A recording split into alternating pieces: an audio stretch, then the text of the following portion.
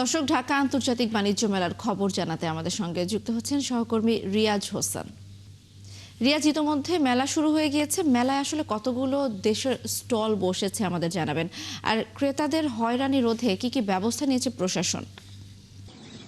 দোলনা আজকে কিন্তু মেলার দ্বিতীয় দিন। গতকালকে বাণিজ্য উপদেষ্টা শেখ বশিরউদ্দিন কিন্তু আনুষ্ঠানিকভাবে মেলার উদ্বোধন ঘোষণা করেছে। এরপরে কিন্তু বেলা 12টার দিকে মেলার যে প্রবেশদ্বার সেটা খুলে দেওয়া হয়েছে দর্শনার্থীর জন্য। এরপরে কিন্তু দর্শনার্থীরা মেলায় প্রবেশ করছে। তবে গতকালকে রাতে আমরা গেট ইজারাদার সাথে কথা বলছি, তারা আমাদেরকে জানিয়েছেন মেলায় মাত্র 10,000-এর মতো দর্শনার্থী মেলায় প্রবেশ করছে। তবে ব্যবসায়ীদের সাথে আমরা কথা বলেছি, তারা আমাদেরকে জানিয়েছে যে মেলার শুরুতে যে পরিবেশটা বিরাজ করে সেই রকম পরিবেশে কিন্তু মেলায় রয়েছে। মেলায় কিন্তু ক্রেতার চেয়ে দর্শনার্থীর সংখ্যা অনেকটা বেশি, এবং তারা কিন্তু যারা আসছে তারা কিন্তু মেলায় তারা যে পণ্য সামগ্রী দেখে তারা চলে যাচ্ছে। হয়তোবা কিছু কিছু ক্রেতা আছে, তারা তাদের পছন্দের পণ্য সামগ্রী কিনে নিজ বাড়িতে চলে যাচ্ছে। তবে মেলায় কিন্তু এবছর 324টি স্টলের স্থান পেয়েছে। এছাড়া বিদেশি 6টি দেশের 11টি স্টল এখানে মেলা, বিভিন্ন প্রতিষ্ঠান এখানে মেলা তাদের পণ্য সামগ্রীর পসরা সাজিয়ে এখানে বসেছে।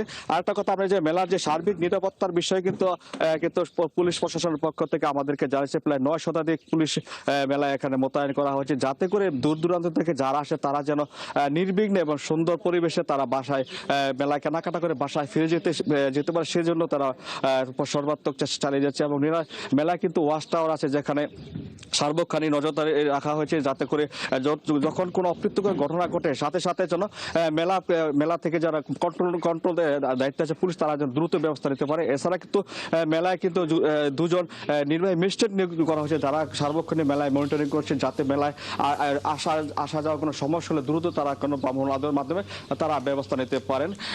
দোলনা, এ ছিল আমার কাছে সর্বশেষ। ধন্যবাদ রিয়াজ। দর্শক, ঢাকা আন্তর্জাতিক বাণিজ্য মেলার খবর জানাতে আমরা সরাসরি যুক্ত ছিলাম সেখান থেকে।